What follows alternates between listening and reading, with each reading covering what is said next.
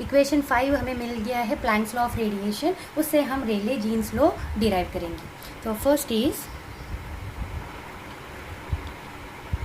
रेले Jeans law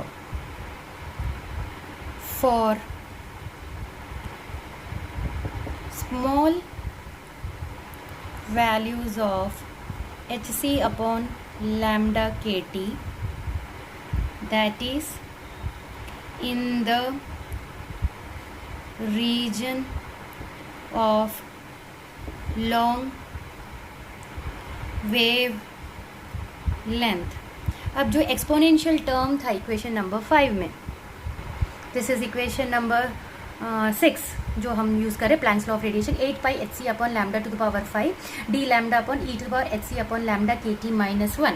यहाँ पे जो ये जो एक्सपोनेंशियल टर्म है उसको क्या करेंगे, हम एक्सपांड करेंगे। जब हम एक्सपांड करेंगे और इसके फर्स्ट 2 टर्म्स को ही हम रिटेन करेंगे, तो फर्स्ट टर्म 1 रहेगा, 1 प्लस एच सी अपॉन लैम्डा के टी, और इसके हाइयर वाले टर्म्स को हम क्या करेंगे, नेग्लेक्ट करेंगे। तो जब 1 1 रहेगा, 1 1 कैंसिल हो जाएगा और only the term remaining will be H C upon lambda के T. long wavelength, the exponential term in equation 6 can be expanded and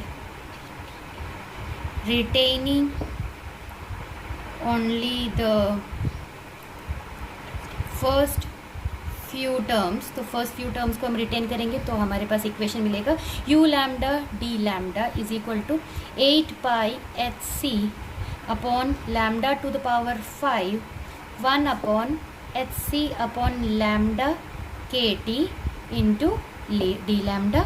यहाँ से लैम्डा लैम्डा यहाँ से 5 का 4 हो जाएगा, कैंसिल हो जाएगा, एच सी कैंसिल हो जाएगा, तो हमें इक्वेशन बचेगा 8 pi K T upon lambda to the power 4 D lambda, and this is the famous Rayleigh Jeans law. ये क्या है, famous Rayleigh Jeans. This is Rayleigh Jeans law, hence proof. Now second है, हम Wien's Planck's law of radiation से हम Wien's radiation formula derive करेंगे, that is Wien's radiation formula. In the region of, अभी low wavelength, lower side wave, smaller wavelength, low wavelength, H C upon lambda के T क्या हो जाएगा, अभी wavelength या डिनोमिनेटर कम होते जा रहा है तो टर्म क्या हो जाएगा, बड़ा होता जाएगा, बिकम्स लार्ज। अब जब ये लार्ज हो जाएगा तो हेंस 1 जो टर्म है E to power H C upon lambda के टी माइनस 1, जो 1 है उसको हम क्या करेंगे, उसे हम नेग्लेक्ट करेंगे।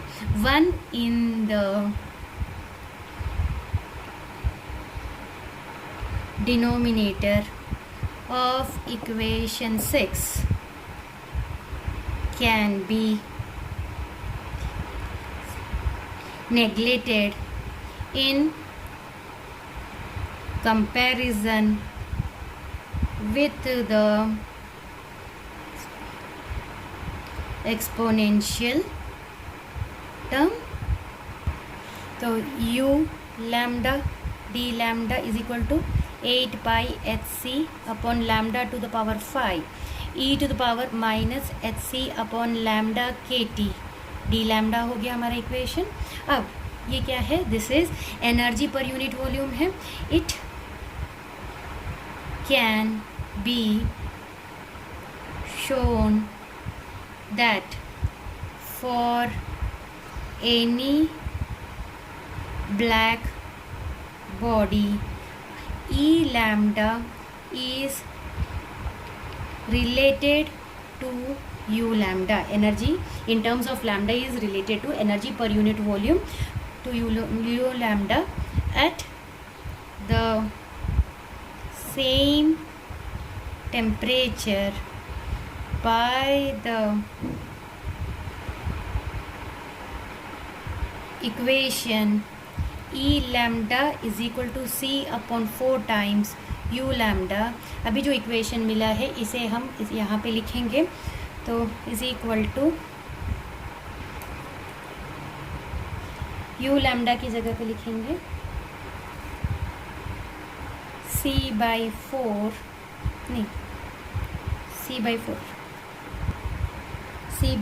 8 pi hc upon lambda to the power 5 e to the power minus hc upon lambda kt into D lambda. यहाँ डी लैम्डा है तो यहाँ भी इक्वेशन में डी लैम्डा है, यहाँ पे डी लैम्डा नहीं था, तो this will be equal to E lambda D lambda which is equal to 4 2 8 2 pi h c square upon lambda to the power 5 e to the power minus hc upon lambda kt D lambda.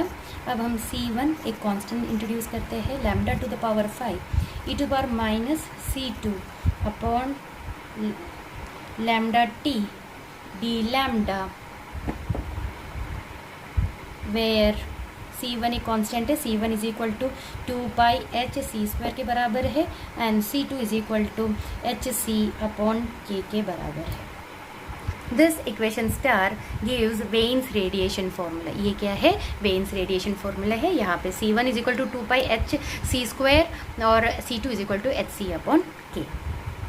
Now we are going to derive Wien's displacement law. अब from equation 6, फिर से equation 6, planks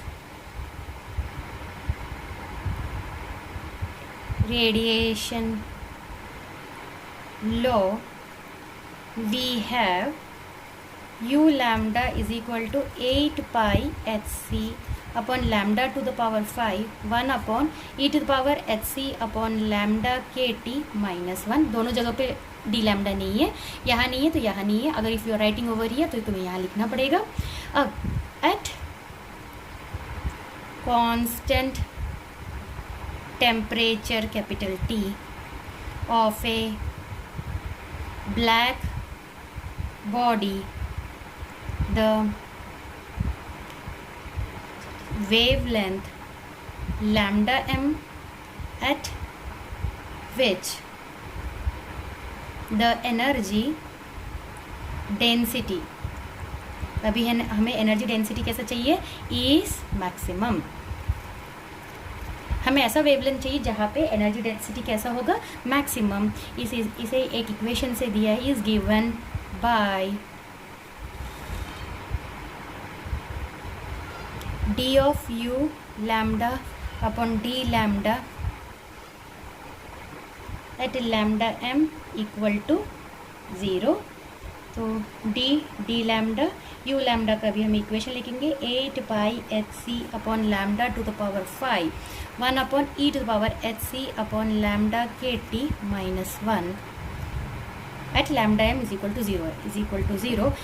इसके solve नहीं करेंगे अभी, हम direct answer लिखेंगे. On solving we get lambda m T is equal to 2.898 into 10 to the power minus 3 metre kelvin उसका यूनिट रहेगा. तो lambda m T is equal to 2.898 into 10 power minus 3 is called as Wien's displacement law.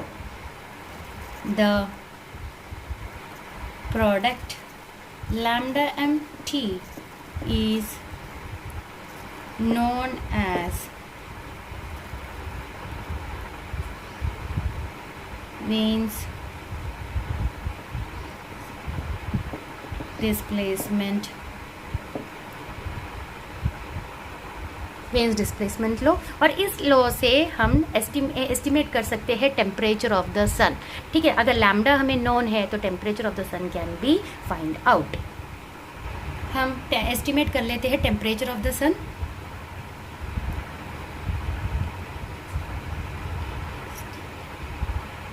Estimation of temperature of sun, the value of the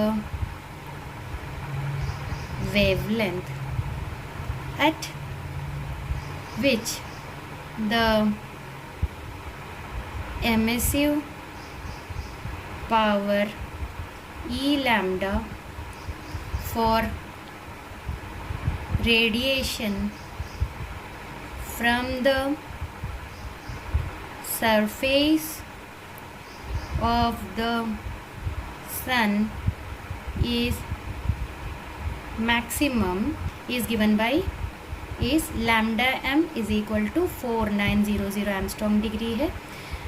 तो from veins displacement